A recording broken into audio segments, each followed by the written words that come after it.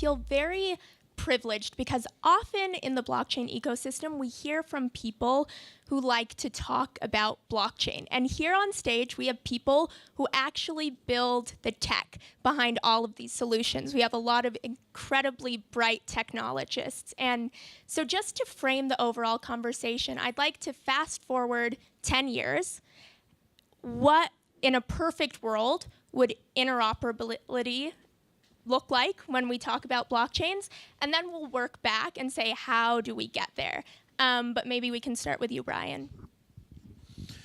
So today, when a startup company wants to, has a bright idea, wants to go build an app, there are services they can quickly deploy. From Amazon Web Services, they can make a call out to the text message system through, what's the name of that text messaging company? I forget, that you just call APIs into. They're basically off-the-shelf ways for developers to very quickly build enterprise applications. And I think a true north that we should all aim for is that whenever developers or the businesses of whatever size that deploy them want to start doing business with a given business community that is organized around a given blockchain technology, whether public ledger or permissioned, consortium, private, however you want to call it, that it's quick and it's easy and requires the most graceful kind of learning curve, right? And that might mean there's one standard for how you engage those. It might mean there's one way to discover where those networks are, but it might mean there's a small number of them and they compete. Because if there's anything developers love, it's kind of freedom of choice. You know, we've had many programming languages, many kinds of databases, and actually that's turned out okay. And so finding that right balance between simplicity and flexibility and functionality is what all developers kind of crave. And I think finding that true north is kind of where we should be heading.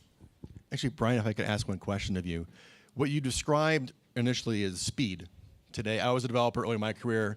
You have to build the full stack yourself primarily. Today, many things are off the shelf, as you described.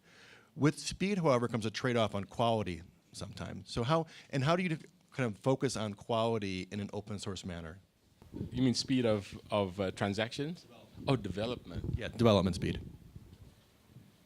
Well, I think you mean kind of like more about control, right? So if you just kind of use an off-the-shelf solution, you don't have control over all the tiny details. And so it is hard to maybe customize for highly performant applications. Like nowadays, people use much higher level languages than in the past, where in the past you would do a lot of things in C++ or even go down to assembly if you really needed to optimize performance. But I think that's not such a big issue because you're always getting new platforms and frameworks, and it's part of the competition between them that Brian just mentioned that I think will kind of guarantee that there'll be quality, because if someone's not happy about a solution, they'll go make their own solution. Well, the reason I asked the question around quality is because that translates into risk in many ways. So let me answer you. So actually answer you both at the same time. So in 10 years, what is it going to look like?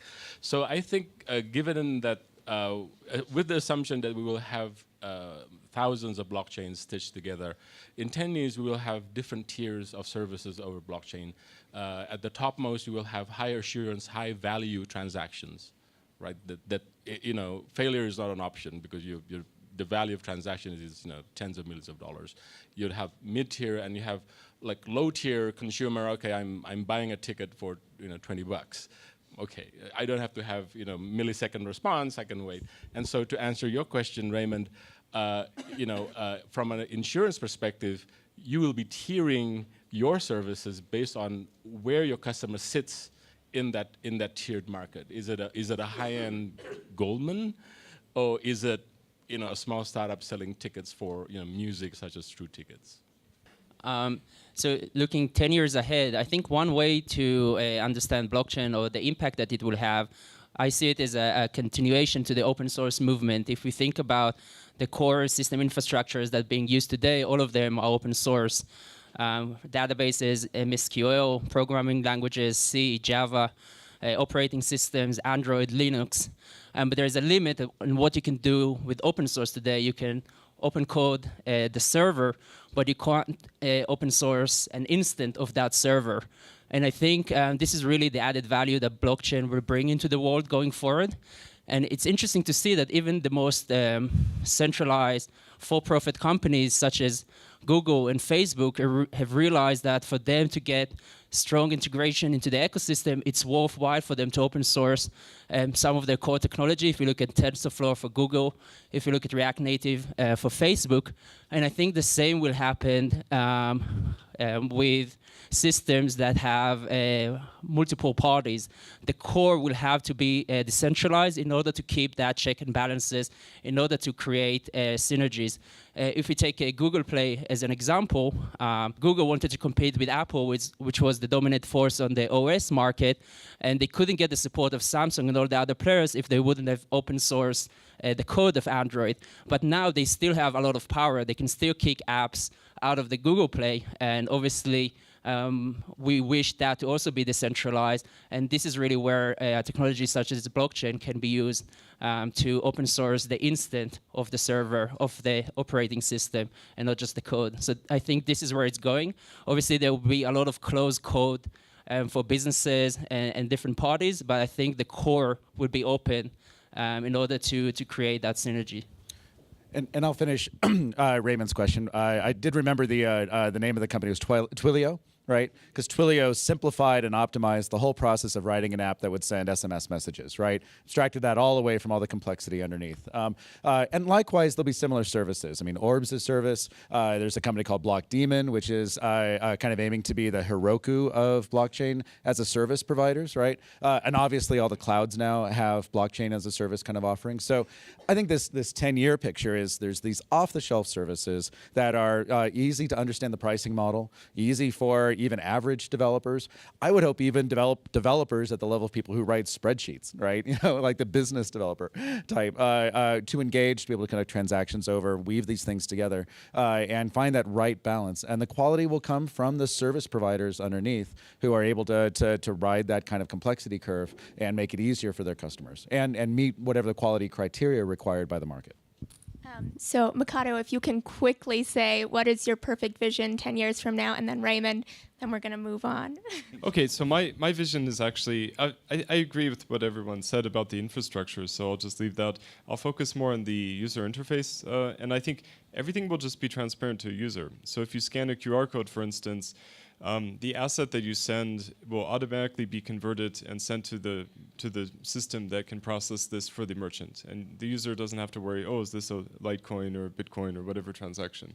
It will just be all completely just pure value being flown, you know, across these different networks. And I think we're going to get there with technology like two-way pegs and different, you know, decentralized exchanges. And so I think in 10 years this is going to be just a no-brainer. Maybe to kind of go in a slightly different direction, I certainly agree that there will be higher levels of extraction in ways that I couldn't even predict. I'll be either lucky or wrong. But what I would like to maybe add to the mix from our conversations yesterday is how will the regulatory environment impact development and perhaps stifle it in ways that it shouldn't or maybe it should encourage. Those are certainly not out of the control of this group. But another interesting question for me is, to what extent, if there are overly oppressive regulations, will the blockchain ecosystem continue to evolve separately, almost in defiance of regulations? And what that means 10 years from now, I have no idea, but it'll be fun to look back at this video and see how close we were. So I've heard a lot of comparisons to the evolution of the internet. We hear that frequently, and I'm wondering, what are the lessons that can be gleaned from the evolution of the internet as we work to mature the blockchain ecosystem? And thank you for sharing the mics. Early 90s, I was a college student at Berkeley, avoiding doing my homework for a computer science class by sitting on the open IETF working group mailing lists for the HTML and HTTP standards. And there I got to watch such fights as Tim Berners-Lee and Mark Andreessen debating whether the image tag in HTML should be a container tag or a standalone tag. I know it sounds completely arcane, but it was actually a real lesson in not only software engineering and the compromises inherent in defining an API, an interface, and what's possible. It was also a lesson in driving a standard across multiple organizations that aimed to do some sort of minimum viable product of what's needed, right? And not to get too far ahead. Because I saw other debates in those communities that went very deep down a rabbit hole talking about architectures for making it easier to do proxies and decentralization, only to find that Akamai would come in later and say, no, forget about all that optimization. We'll just park a copy of the web at every ISP, right? And there's a real risk there that if the standardization processes get too far ahead of where there's actual experimentation on the ground and where not only people are doing proofs of concept, but actually getting running code and creating value and figuring out what works and doesn't work, you kind of want the standards process to come in somewhat after that and to serve as an equalizing force so that all the vendors in that space can kind of go, all right, we'll each give up a pound of flesh, you know, and converge on something common so that we can all move up the stack and move up to what's next. And that's kind of where the internet did come from. It wasn't, you know, a glorious kind of architecture top down from Vint Cerf, and although he had a lot to do with it, or from Timble, and he had a lot to do with it too. It really was this grassroots bottom up mass experimentation that tended to lead to a set of common standards. And some things they never got around to, like doing identity right. And we're kind of catching up for lost time now. But to me, that's the right way to kind of balance open standards against kind of industry experimentation. The thing I'll end with is a lot of the internet was built through open source software that built reference implementations of those open standards that tended to make it really, really easy to adopt those standards. That was a huge part of the driver for the formation of the Apache Software Foundation. Was we wanted to see HTTP consistently deployed across the net so that you wouldn't have the Microsoft version of HTTP and the Netscape version of HTTP. Do you remember all those websites, if you were on 20 years ago, optimized for IE, optimized for Netscape? That was the dystopia that we were trying to prevent. And by giving away at zero licensing fee, you know, the easy part of the technology, which was the server side, we felt we could try to force the web to try to be a flat level playing field. And I think it mostly worked. And likewise, when we talk about standards, the best ones will be those that have open source reference implementations that are also happen to be production quality. And that, again, should be some part of this true north. So that's a difficult question. So I like to, so not to be negative, but if I had to put a year today, what was this similar in the past? What year was that? I would say this is similar to like 1989 or 1988 of the internet. So during the late 70s and 80s, there were multiple protocols, physical layer communications protocol in the market. So if people are old enough, they would know IBM Token Ring. You would know that Ethernet was not around. I had a student at MIT the other day. I said, okay, how many people in the room know about Apple Talk? And guess what they said? He knows. Anybody here know what he knows?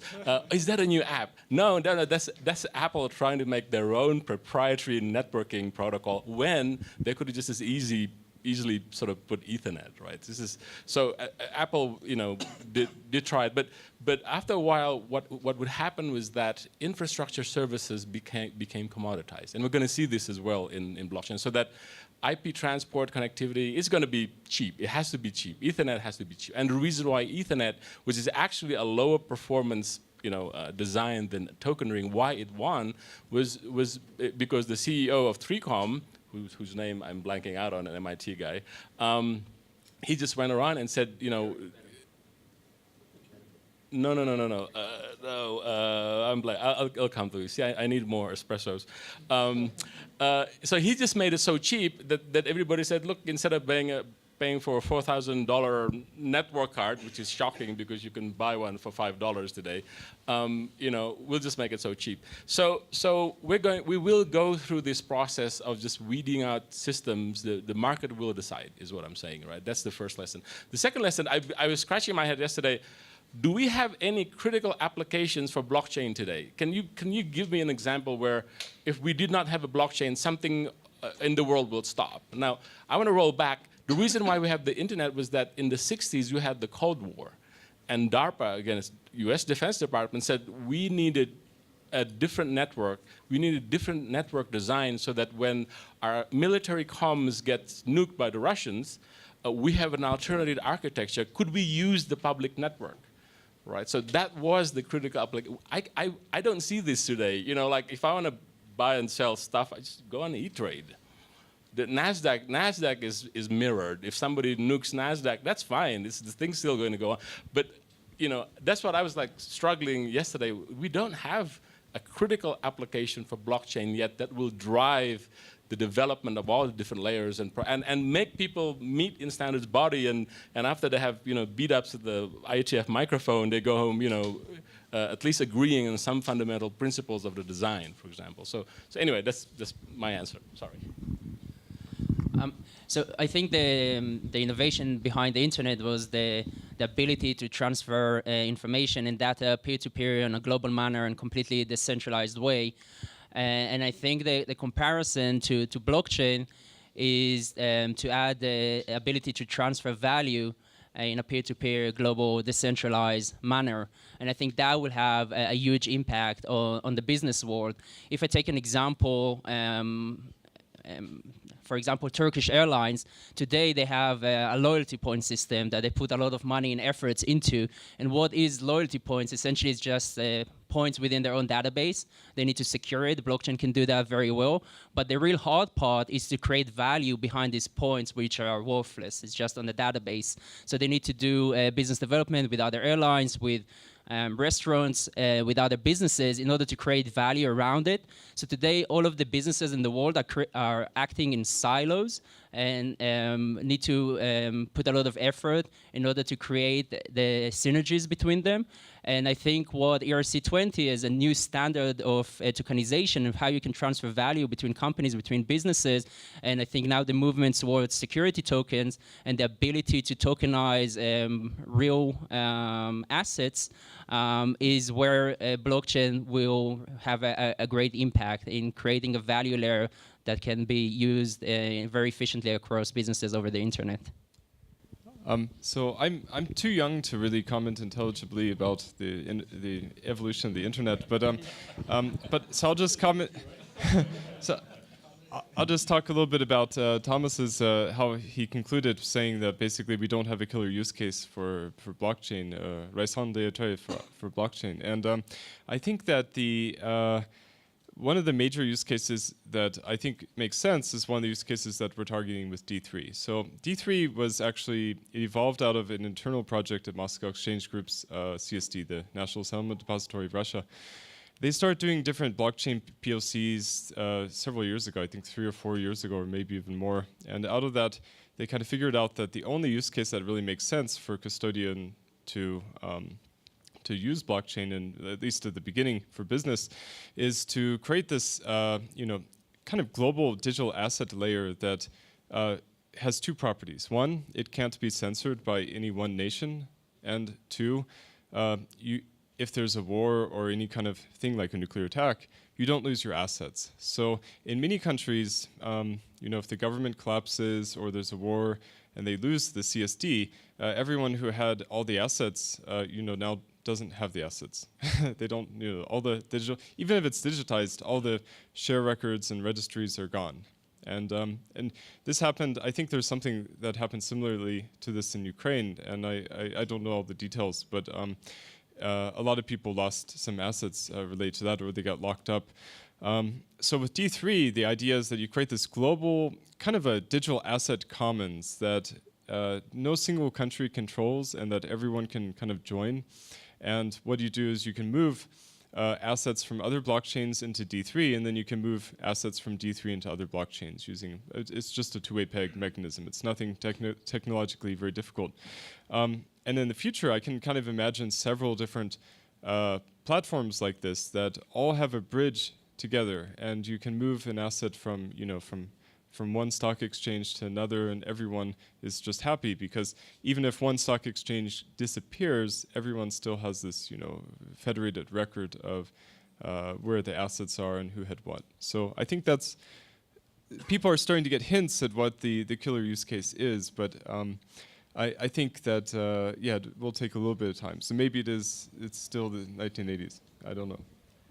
So in that example, you're moving the registration of an asset from one blockchain to another. Right? You're not actually conducting a value exchange. You're just moving things. So that depends on your definition of value exchange. So converting from one asset type to a different asset type. Well, so for example, we did a pilot in October where we took 100 Ether and we from the Ethereum public chain, and you send it to a smart contract. The smart contract locks it in here. No one can move it. It's just frozen, like outside, right? And then we create these new assets on a private permission blockchain. We use Hyperledger Roha for that. And then in this private blockchain, you can do anything you want, move it around. And then at the end, you can provide cryptographic proof through a notary system that this chain, decided to withdraw these assets. And then you send that to the smart contract on Ethereum, and then Ethereum unlocks it and you can move it out. So it is kind of like taking this physical token and moving it around in a way. So let me jump in. So one of the key interoperability questions of the future is what I call the trust model. So using his example, if you have a permissionless public open blockchain system and you're moving assets across to a permission private, the private network might say, who are these guys? What is the assurance level? And so this brings into question, so assurance is a word that in the DoD space you hear a lot. But the idea here would be that, let's say each blockchain has like 100 nodes, right? So for every confirmation of a transaction, I would like to know how many nodes actually participated in the consensus algorithm of that network. Right? So right now, we don't know how many nodes participated in any Bitcoin confirmation. Right? We just don't know because of the nature of the design. The nodes, the mining nodes, are semi-anonymous, if not fully anonymous. Right? But so a private blockchain system might say, you know what? We don't want to talk to that network over there because we don't know who the nodes are. They claim they have 100 nodes, but for all we know, there's probably just like 5 running, right? It's the same 5, right? So there's this need for networks to interop at the trust model level as well. In the same way today that like the MIT Open Network is never going to be talking to the NASDAQ network because the NASDAQ guys don't want to talk to us, right? Two things. I mean, the simplest example is in a bridge like that, the two sides are just acting as an oracle to each other, right?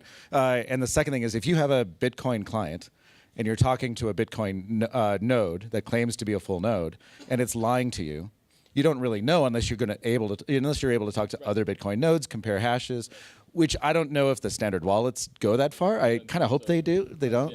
So it's kind of the same problem. Yeah. Okay, Raymond, your turn. Great, thank you. Well, it was interesting. I heard Apple talk and I think token ring. I'll mention Banyan Vines just for all the historians out there. Oh, this is the man. Having done a deployment in Banyan Vines, I thought I would mention that early in my career. With your first question, sort of thinking about 10 years in the future, and then this current topic of thinking back to the early internet, there is something that I think transcends technology worth mentioning, and it ties into what Sandra mentioned yesterday, which is passion. And the passion that people have around blockchain is exciting, it's palpable, and it's driving things like standards and competition of standards. And it's the very same thing you saw 15, 20 years ago, perhaps even earlier.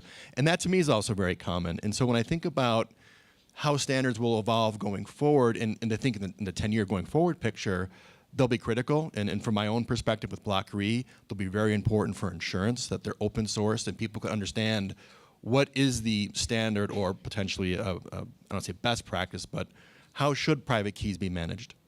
Right. What is the right way to custody private keys? Sorry, did I spark a thought there? You want to comment on? So I have a piece. I think on Medium somewhere a while. So one of the Achilles heels of blockchain technology today is key management.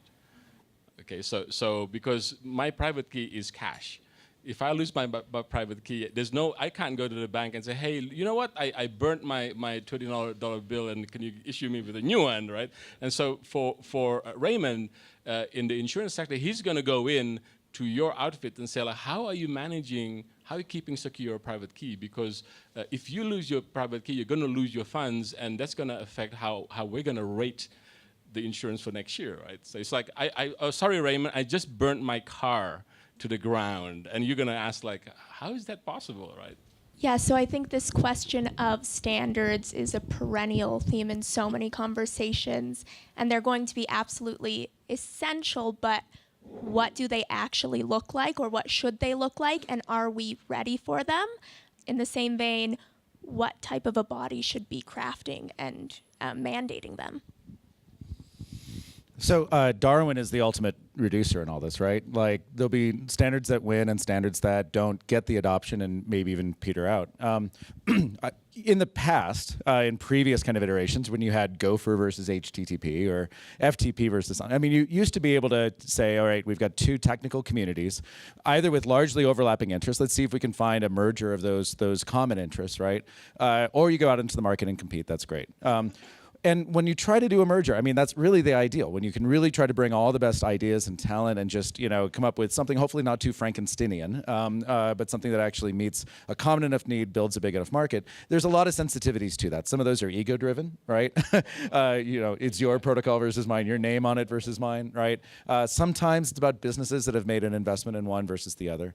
What's new in this space is you have protocols with shareholders. Okay, in HTTP, there was no shareholder. There was some ego attached. There's certainly organizations built up. But it was never the case that we had a fork in the HTTP protocol between HTTP Classic and HTTP Next. Where there has been HTTP 2.0 and a migration strategy, but generally that community was able to bring things forward. What I worry that happens sometimes in the blockchain space is when you have protocols with shareholders, and by that I mean the token holders on the public open protocols, you get not just the ordinary branding and ego kind of interests, you get now conflicts between parties who are shareholders in one and shareholders in the other, right? And that can make it much harder to arrive at a technical consensus over how do we get the greatest of all possible networks, tap into the greatest of all the intellect that can be applied here. So we have to find some way to get out of that and transcend those pressures. I mean, that's one reason why I've always said Hyperledger itself won't have a token. There might be tokens associated with the networks our communities build, but when it comes to the underlying tech like Iroha and others, like companies like Soramitsu will go and build networks out of it, right? But the underlying communities building those technologies hopefully will be able to be more cooperative on the underlying protocols and de facto standards they expose or external standards that they ingest. And if I could ask you a question, are you seeing a lot of activity of sort of corporate-driven standards? Again, going back to some of the other lessons or things we saw on the early internet, like ActiveX, or are you seeing sort of more corporate?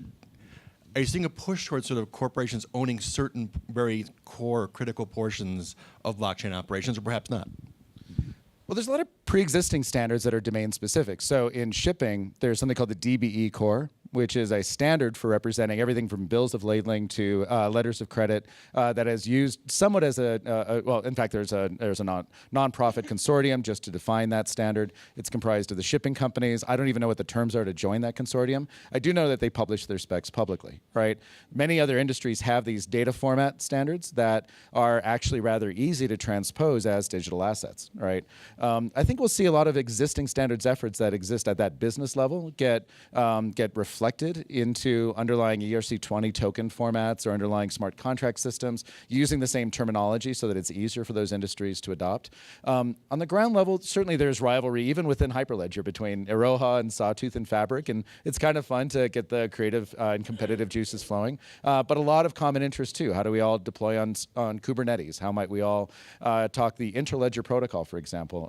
Again, another protocol that has no shareholders, right? ILP is a way to bridge these different worlds and something that we're excited about. But we're also at the beholden to who shows up to our party to decide what gets built. And judging by that, interoperability hasn't been the top priority of developers. As Quilt, it's kind of there, it's quiet. My hope is that it grows, but people are really focused on pushing forward Fabric and Sawtooth and Iroha and others and solving real problems first. And then I think we can figure out how to weave them as a second order.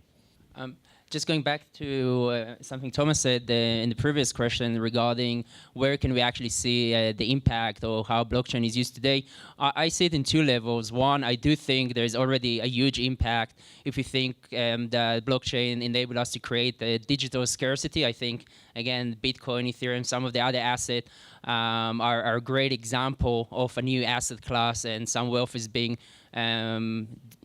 diversified into them, and the whole concept about money, and it's very political. But I think on the enterprise level, if you think about a blockchain, essentially it's just a database, and as in everything in life, there are trade-offs. So centralized databases will always be more efficient, cheaper, better performance, more private, confidentiality than blockchain databases. But blockchain will be more robust, immutable, and really cutting the middleman. So I think today, if you ask most businesses in these trade-offs, what would you prefer for your customers, privacy and performance, or immutability and robustness? So I think most of them will go for the centralized databases. But I think if databases today is about $100 billion market by Gartner, we're already seeing 3 to 5% use cases that blockchain is more efficient, that nobody wants to hold the data in one centralized point.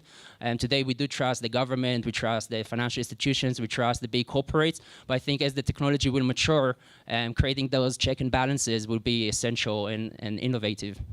I am very keen to hear a little bit more from you, Daniel, actually about this question of public versus private and interoperability in the long term. I know Orbs works on kind of hybrid chain solutions, and I'm curious if you see that more as a bridge or the end solution in terms of interoperability. So I think definitely interoperability is essential and will play a big part in the end solution. Because as I mentioned, there are trade-offs between speed and robustness and decentralization, and it's really what are you trying to achieve. So what we are pioneering at Orbs is a hybrid model. We take a lot of the thought process from the cloud services, Azure or Amazon Cloud Services. If you think what do they give to developers and applications today, it's two main services, storage and CPU, renting computational power, which is very similar to a blockchain, essentially, that you can store information and create smart contracts. So Amazon has a very fast internal accounting system for storage and CPU, but they actually do the settlement on a very stupid system, which is the US dollar, but it works very well because it's stable, it's liquid, it's integrated into all the businesses and exchanges worldwide. But for apps, it's very good because doing a payment once a month, that's great. It creates a lot of predictability. So at Orbs, we developed a new consensus algorithm from the ground up that does the very fast accounting for storage and CPU. But we actually do the settlement using ERC20 standards on top of Ethereum, which is today, I think, the most liquid, decentralized standard for assets that are being issued.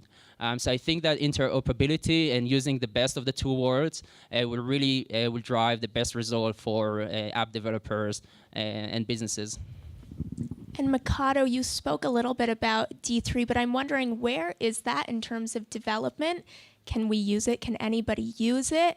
And then for the rest of you, what are the most compelling projects that are actually working toward this goal, which we can use today? They're not ideas, but they're actually out there for anyone to participate in. So for D3, the Ethereum bridge is basically done, and we just finished the Bitcoin bridge. We did a test pilot in October with real money from an investment fund that they just moved like 100 Ether or something like that, and from Ethereum and then onto D3, and then did some settlement between users and then brought it off. There's no, I guess, retail user base right now, and part of the reasons is because we're trying to work with licensed custodians to provide this service to users. Some of the people we're talking to are like private banks who have requests from users or from their customers to hold things like Bitcoin or Ether. But they seem to be, I guess, the first people who are likely to use this platform. But we're kind of just in the business development stage. The software is more or less done. It's open source. You can check out on GitHub. There's a repository or organization called D3 Ledger. And all the source is open. We even have back office application that we wrote. It won't always be open source. The back office. The bridge will always be 100% open, and people are welcome to use it and play with it. It's really robust. It's a nice bridge between Idroha and Ethereum and Bitcoin. And the cool thing is we want to make it so that this part is still under development, but we want to make it so you can actually right now you can move assets from Ethereum onto EDRHA, but we want to make it so you can create assets on EDRHA and then move it to ERC20, because as as Daniel just said, there's a great user base and protocols for handling ERC20 tokens, including many open source wallets. Interoperability is interesting to us to the degree that our community tells us it's interesting. And so a year and a half ago, a project came into Hyperledger called Burrow. And you have to give open source projects cute, kind of abstract names. Otherwise, whatever. But Burrow is a implementation of the Ethereum virtual machine. It's a way to run Ethereum smart contracts in permission ledgers. And by default, it runs on something called Tendermint, which is a real simple consensus mechanism. But it was ported this past year to also run on top of Sawtooth-based networks, and then later last year on Fabric-based networks. So now all Ethereum smart contracts can run in these 3 different environments, and it sounds like there's ways to take ERC20 tokens and represent them as assets inside of Iroha as well. So to the degree that there are technologies that emerge either from the public ledger side or even from the public ledger side that have potentially interest across these technologies. I mean, we'd like to help that happen. We did strongly encourage teams inside of Hyperledger to think about these kind of cross-framework spanning kinds of technologies. And then at an even lower level, we've got a project called Hyperledger Ursa, which is a collection of cryptography libraries for zero-knowledge proofs, for hashing routines, and that sort of thing, where we are working to add both the Chinese national standards for hashing and symmetric keys and that sort of thing, symmetric systems, as well as the Russian ones, so that it's easier for those technologies to get deployed, for all Hyperledger technologies to get deployed in those environments, as well as for all the cryptography to be more thoroughly vetted and standardized in a smaller container, which makes it easier. So those are some of the interoperability things we're doing at Hyperledger. So you asked for application. I'm excited. So actually, one of the most interesting application that our group. So we're working with the Berkeley College of Music, which is just across the Charles River in Boston. So they have an initiative called Open Music. If you look at open-music.org. So what we are working with them on is to use blockchain technology or shared ledger technology to track rights holder information. Right. So it's not content. When people say music on blockchain, we don't mean putting MP3 files on the blockchain. It means I'm a composer.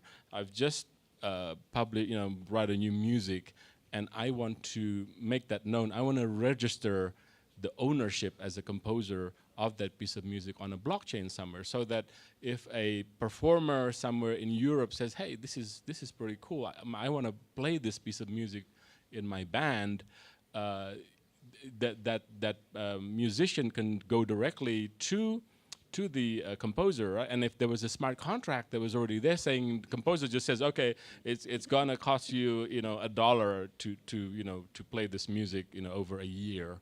The band, the musicians can just do that in seconds, and have all this so-called legal paperwork tracked on a blockchain. Now, the reason why you want to do this is right now there is some concern that young musicians are not able to make a decent living, right? It's just, you cannot be a musician and work half time with 3/4 of your day at Starbucks. Okay, it's just not possible, right? And so going into the future, it would be good to be able to use blockchain for what I would call the rights holder supply chain, all the way to what they call the DSP, digital service provider, which is people like Spotify, Qobuz, Tidal, people who do streaming, right? So would it be good if that band that I mentioned before, after paying $1 to the composer, says, I'm going to register this piece of recording, and I'm going to use the data format standards, which is DDEX, if you guys are interested in, and I'm going to say, well, look, here's a recording now exists on this site. Here's the quote, the paperwork. You can look it up on the blockchain. And if, say, a DSP such as Spotify says, I want to play that music, 1 million times this month, they can just look it up and pay the band directly, right? So wouldn't it be nice if we have visibility so that now the composer knows how many times, which bands are playing my music, how many times did Spotify actually play my composition total? How many times did it play in Europe? So I think that's one of the coolest applications, because we're actually helping the next generation of artists, be more creative, spend more time being creative versus, I don't know, I like Starbucks, but working at Starbucks is not fun, right? If I could just add one really quick comment for you, Tom, I think you prompted for me, which is, in addition to interoperability within blockchain, several things that I've just been very impressed with is the extent to which there is now interoperability between technologies themselves. So I think about augmented reality. And there's almost a working assumption that blockchain is a key part of it. It's going to function in certain ways to support transactions. But that to me is just very transformative and is taking blockchain in ways that I didn't anticipate. And that to me is what's been really exciting, is now finding ways to interoperate between different technologies, different domains, different markets, and using blockchain as an underpinning for it. Raymond, I'd actually love for you to respond to how all of this responds to your work and your ability to mitigate risk and protect your clients and insure people, because you're looking at this at a little bit of a different perspective. Yeah. How much time do we have, Mercina? Not a lot. I'll give you a minute. And of course, the topic of insurance just wakes everyone up first thing in the morning, and is what we all want to talk about. The real short answer is the role we're focusing on is being able to assess risk.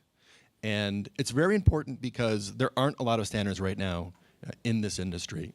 And the moment you're holding private keys, as you mentioned, you have a risk, because those keys could be lost, they could be stolen. And if I'm an institution and I'm trusting you as a custodian to hold my assets, it's a very, very, very important question for me to know what could happen. And so the technology certainly plays a very important role. And our view is that the markets will evolve in a similar fashion as to other financial markets. And I realize there is a debate you could have around, should you even have custodians? You can have the debate. But the market is saying we do value what the role custodians play today. And with those value-added services comes risk. And so for us, we've spent the last 18 months developing a very comprehensive framework to assess these risks of blockchain operations and interoperability. And it's, for the first time, at least a starting point to understand how your operations are conforming, and can you get insured, for example? And that's an increasing question for people, because it brings not only shareholder comfort, but also to your customers. So to answer your question, we're trying to answer this question, is the operations sort of performing in such a manner as it can be insured? And that can mean a lot of different things, but fundamentally we think that insurance will enable greater adoption across the industry, because retail investors, institutions will see that as, in a way, a vindication of the standards and a success. I think that's an important question, because a lot of the ecosystem talks about transaction throughput and interoperability and privacy and a lot of other issues, but I really think the custodianship and the insurance is really one of the core problems for the ecosystem to grow and to gain more trust. A lot of people within the ecosystem think that if I hold a private key, now I can become my own bank, but no mainstream people really want to secure their life saving. If I ask my parents, it will be even negligence if they will try to secure their private key. So I think definitely insurances and custodians have a very important role, and it's still very early stages in creating the standards. And I think the ability to store large amounts of value, if it's a real asset or new assets, and that will play a big part in it. I'm wondering if you can each opine on how we actually come to consensus surrounding these standards. We're dealing with so many different actors, corporate, startups, individuals, and consensus is at the core of what makes blockchain really different and special. But how do we come to a place where we can actually agree on the path forward and what should be accepted across the board? I'll make a little joke, which is it should be proof of work, meaning we should work together on implementing those standards and iterating on them, and not being afraid to change things, throw away experiments that don't work, and demonstrate what works, and then based on that, kind of converge on kind of a greatest common denominator. Okay, so that's hard. I think if we could you mentioned the datagram thing. So one of the key building blocks why the internet works today was that there was agreement early on the format of a packet, which is called a datagram. This is now the famous, if you guys know who Vint Cerf and Bob Kahn is, they're like legends in the networking space. It's because in 1974, they published a now famous landmark paper defining the standard of a packet. So I think if the world could agree on the format of a transaction, so if you look at an Ethereum transaction, there's of course there's the the nonce and so on, but really a basic transaction looks like here's the sender, here's the receiver address, and here's a set of operations that needs to happen, and maybe there is a timestamp. So something basic like that, that if I feed it to D3, it just works. If I feed it into a Hyperledger fabric, it just works. It understands how to parse through and process it, right? So that, I think, is the beginning. We need a datagram equivalent for blockchains so that I don't have to recreate a different format every time I want to talk to a different blockchain. I think that the interesting thing is that really this question can be viewed politically and not necessarily on a technical level. If you think about R3 and 100 financial institutions sitting in the same room, I think it will be very hard for them to create one standard, because why would each one of the financial institutions have the same influence on the network? Today, for example, the US has a lot of influential on the SWIFT network, and I think it's in serving their advantage. So I think especially when we talk about the value layer, the transfer of value, it's a lot of a political question, and it's not just technology, and this is why it will take a long time. I think the whole field is still very nascent, and the only way it's way too early to even talk about a lot of standards, in my opinion. And the only way to move forward is really to just try lots of things, like Brian was saying, experiment, and then the fittest will survive. And even if they're not the fittest, at least those most able to go in and actually build applications that people use and want, those will be the ones that become the de facto standards. Yeah, I can predict with certainty it will be messy. It will be a winding path. And what I can also say, though, is that there is a lot of history to build on. So as I mentioned, we built out a 500-point assessment framework, and looking at all of them individually, about 80% of them, in terms of how to custody correctly, are covered via existing standards today. There is truly about 20% that is new and unique, and that's where there'll be a lot of thought and a lot of discussion, healthy debate, and that's where it's exciting, and we're looking forward to that. But I think right now, given, I think coming back to the earlier point around passion, that will, I think, be driving a lot of this, right? Is who are the people with the interests, the passion to invest the time and the energy to move the whole industry forward? Well, thank you all so much. I feel like we painted a picture of pragmatic optimism. And if you have more questions about interoperability, please grab these folks, because I think you're here all week, right? Okay, thank you so much.